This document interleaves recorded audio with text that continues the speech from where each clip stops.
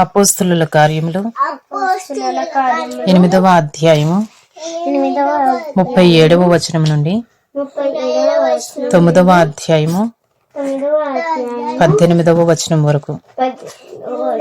ఫిలిప్పు, నీవు పూర్ణ హృదయముతో విశ్వసించిన యెడల పొందవచ్చునని చెప్పాను. అతడు యేసుక్రీస్తు దేవుని కుమారుడని విశ్వసించుచున్నానని ఉత్తరమిచ్చెను. ఫిలిప్పు నపుంసకుడు ఇద్దరును నీళ్లలోనికి దిగిరి. అంతట ఫిలిప్పు అతనికి బాప్తిస్మం ఇచ్చెను. వారు నీళ్లలో నుండి వెడలి వచ్చినప్పుడు ప్రభు ఆత్మ ఫిలిప్పును కొనిపోయాను. నపుంసకుడు సంతోషించుచు తన త్రోవను వెళ్ళెను. అతడు ఫిలిప్పును మరి ఎన్నడూను చూడలేదు. అయితే ఫిలిప్పు అజోతులో కనబడెను. అక్కడ నుండి కైసరేకు వచ్చు వరకు అతడు పట్టణములన్నిటిలో సంచరించుచు సువార్త ప్రకటించుచు వచ్చెను. సౌలు ఇంకను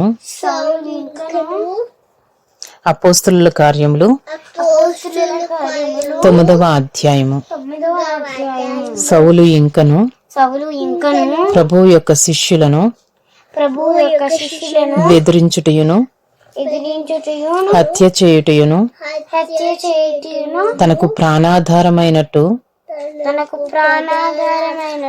ప్రధాన యాజకుని యొద్దకు వెళ్లి ఈ మార్గమందున్న పురుషులనైనను స్త్రీలనైనను కనుగొనిన యెడల వారిని బంధించి యెరూషలేమునకు తీసుకుని వచ్చుటకు దమస్కులోని సమాజముల వారికి పత్రికలిమ్మని అడిగాను.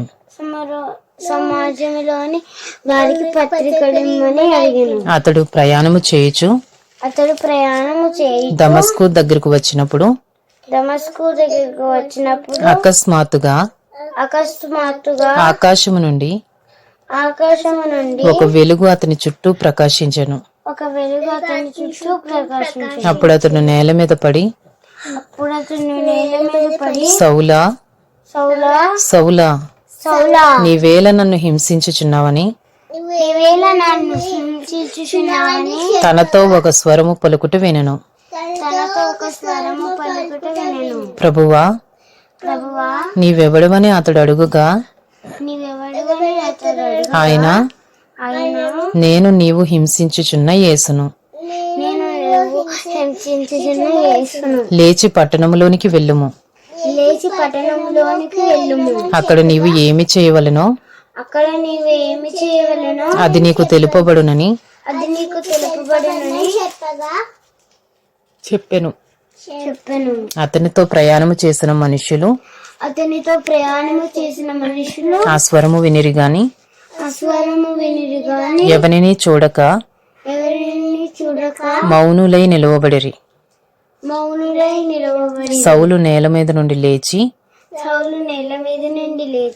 కన్నులు తెరచినను ఏమీయూ చూడలేకపోయాను.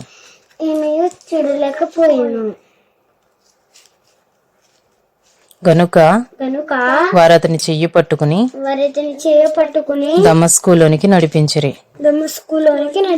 అతడు 3 దినములు చూపు లేక అన్నపానములేమియూ పుచ్చుకొనకుండెను. దమస్కులో అననీయ అను ఒక ఒక శిష్యుడుండెను. శిష్యుడుండెను. ప్రభువు దర్శనమందు ప్రభు దర్శనమందు అననీయ అని అతన్ని పిలువగా అతడు ప్రభువా ఇదిగో నేనున్నానెను. అందుకు ప్రభువు నీవు లేచి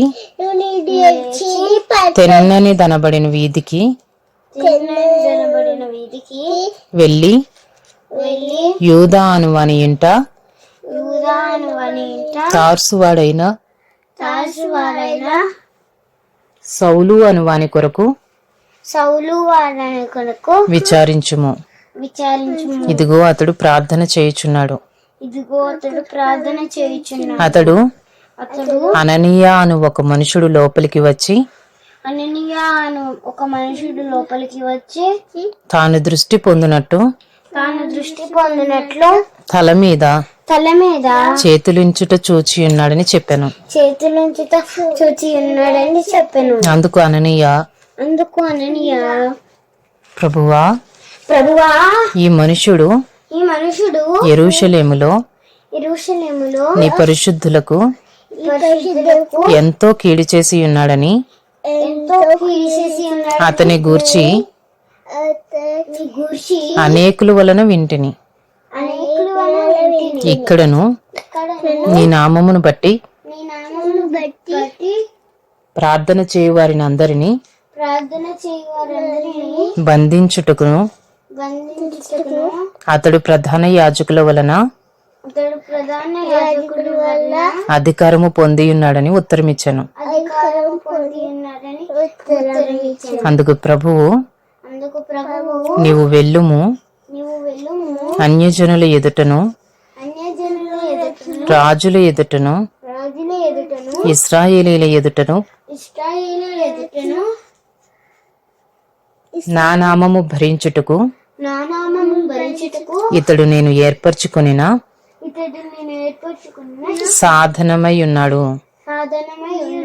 ఇతడు నా నామము కొరకు ఎన్ని శ్రమలను అనుభవింపవలెనో నేను ఇతనికి చూపుదనని అతనితో చెప్పాను. అననీయ వెళ్ళి ఆ ఇంట ప్రవేశించి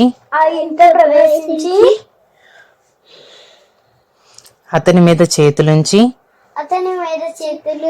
సౌలా సహోదరుడా నీవు వచ్చిన మార్గంలో నీకు కనబడిన ప్రభువైన యేసు నీవు దృష్టి పొంది పరిశుద్ధాత్మతో నింపబడినట్లు నన్ను పంపియున్నాడని చెప్పాను.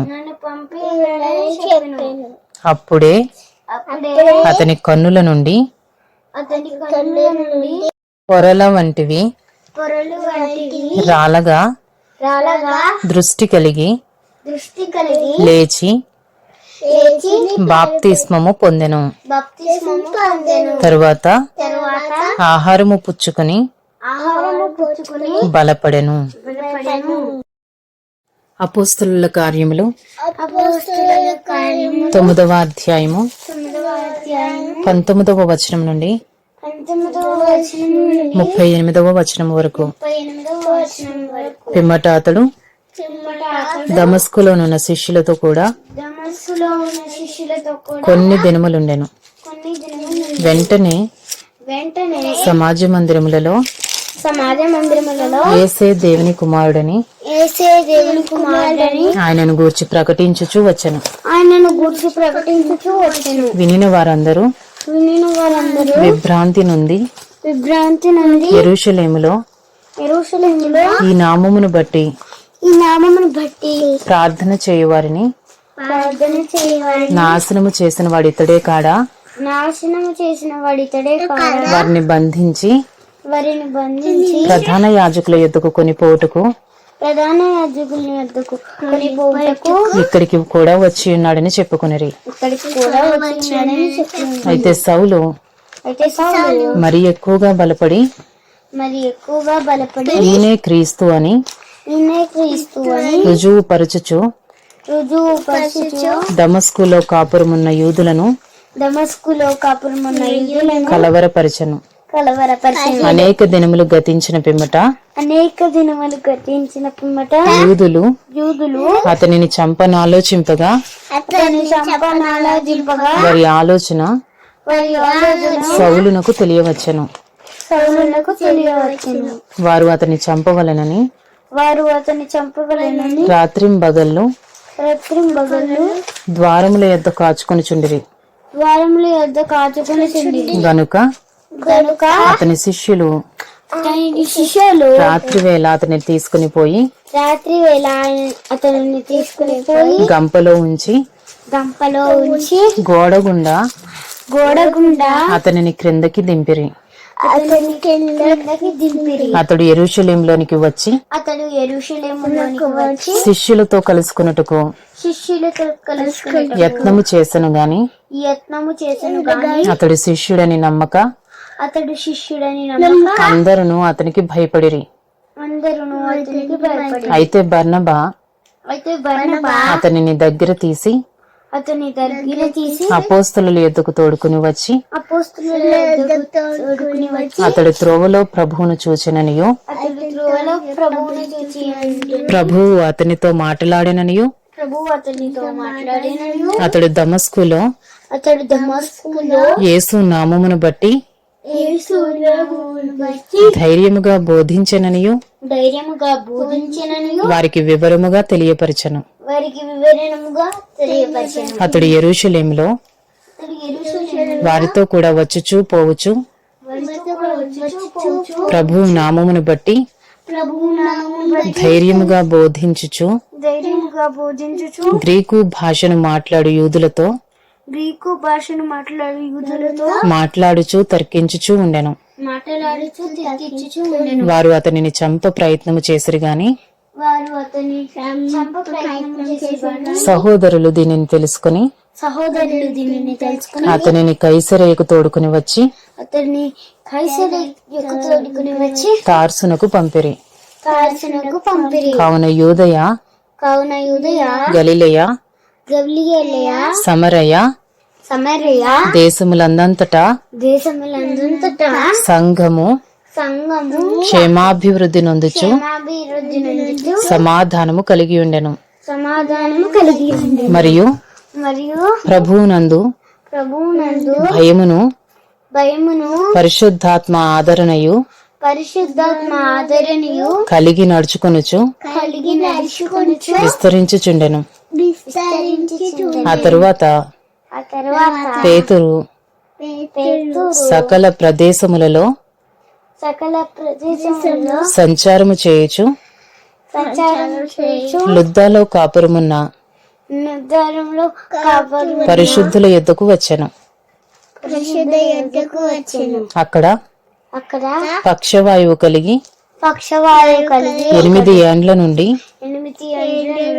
మంచము పట్టియుండిన